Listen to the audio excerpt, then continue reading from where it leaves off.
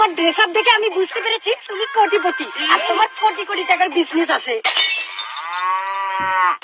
আছে ভাঙা চূড়া, লোহা ভাঙা, টিন ভাঙা, পুরনো কলকাতা।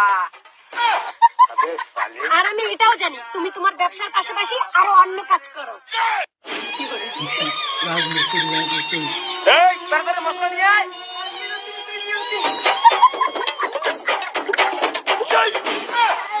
হ্যাঁ, আমার নিজস্ব কোটি কোটি টাকার ব্যবসা আছে আর আমি ব্যবসার পাশাপাশি অন্য কাজও করি। আমিও তোমার ড্রেস আপ দেখে বুঝতে পারছি তুমি কোটিপতি বাপের একমাত্র মেয়ে, আর তোমার বাবার একটা না 2-3টা লাখ লাখ টাকার ব্যবসাও আছে। বাবা আজকে কটা কাপড় হলো?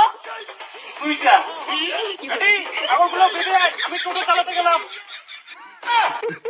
হ্যাঁ তুমি ঠিক বলেছো, আমার বাবার 2-3টা ব্যবসা আছে। আর তোমার ড্রেস আপ দেখে আমি এটাও বুঝতে পেরেছি তোমার রাজপ্রাসাদের মতো বিশাল বড় বাড়ি আছে।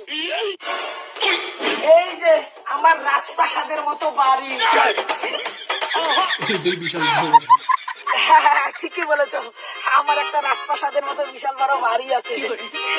আমিও তোমাকে দেখে বুঝতে পেরেছি যে তোমার একটা 3-4 তলা বিল্ডিং করা বাড়ি আছে, তার মধ্যে লাক্সারি ঘর আছে যেখানে এসি আছে। বাবা গরম লাগে, এসি চালিয়ে দাও।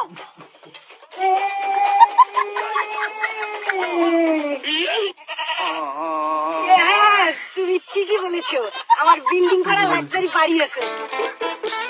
শোনো আমি এটাও জানি তোমার আইফোন 16 প্রো ম্যাক্স আছে আর সাথে দামি 2-3টে মোবাইলও আছে।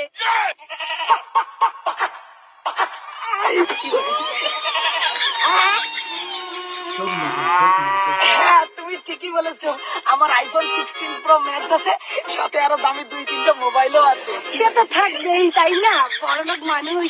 শোনো আমি কিন্তু এটা জানি যে তোমার বাবার 2-3টা BMW আছে, যেগুলো তো চড়ে তুমি প্রতিদিন ঘুরে বেড়াও।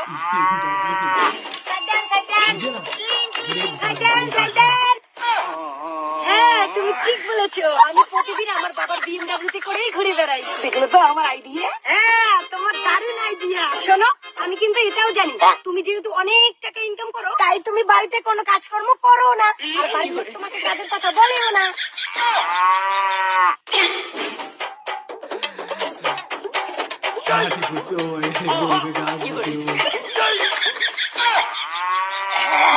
তুমি ঠিকই বলেছো, আমাকে বাড়িতে কেউ কাজ করার কথা বলে না। আমি জানি।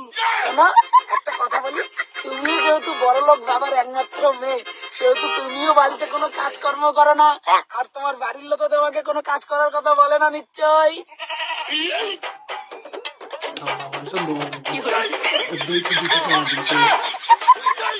হ্যাঁ, ঠিক বলেছো তুমি একদম, আমাকে বাড়িতে কোনো কাজই করতে হয় না, সব কাজ ওই চাকর বাকর গুলোই করে। আচ্ছা তোমার বাড়ির লোক তোমাকে যেহেতু কোনো কাজকর্মের কথা বলে না, তার মানে তোমার বাড়ির লোক তোমাকে খুব সম্মান করে আর রাজপুত্রের মতো মাথায় তুলে রাখে। এই, শালা শুয়োরের বাচ্চা, তোকে পায়খানা পরিষ্কার করতে বললাম আর তুই এখানে ফোন করতেছিস? তুই কি রাজা বেটা নাকি? চল এখন গিয়ে পায়খানা পরিষ্কার কর, চল। হ্যাঁ ঠিকই বলেছো, রাজপুত্রের মতো মাথায় তুলে রাখে আমাকে। দেবী, আমার বাড়ির লোক আমাকে যেমন রাজপুত্রের মতো করে রাখে, তোমার বাড়ির লোক তোমাকে নিশ্চয়ই রাজকন্যার মতো করে রাখে। রাজকন্যা? ওই শাকচুন্নি, সারাদিন কি উঠোন ছাদ দিয়ে সময় কাটাবো? হচ্ছে মাও বাড়ির নাই, ভাতটা কায় রান্ধিবে? যা ভাত রান্ধে নিয়ে যা। হ্যাঁ যাচ্ছি।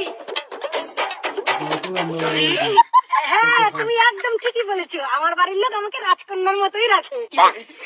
আচ্ছা তুমি যেহেতু অনেক টাকা ইনকাম করো, তার মানে তো তুমি বিড়ি গাঁজা পান গুটকা এইসব কম দামি নেশা একদমই করো না। তুমি নিশ্চয় দামি দামি ইংলিশ বিলেতি মদ খাও। ইংলিশ মদ? ভাই যতই বল, দেশি দারু আর বিড়ির মতো কোনো নেশাই হয় না।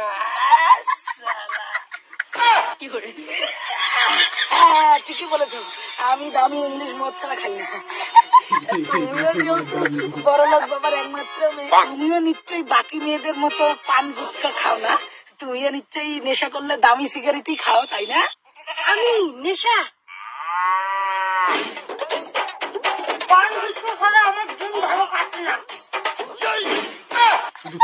হ্যাঁ ঠিক বলেছো, দামি সিগারেট খাই।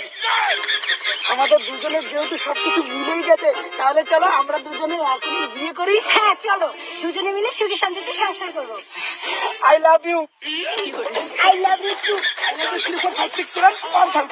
চলো বিয়ে করি। গরিব ঘরে জন্ম নেওয়ার পর ভেবেছিলাম বড় লোকের মেয়েকে বিয়ে করে ধনী হয়ে যাব, শেষে ভিখারি থেকে গেলাম। Same to you.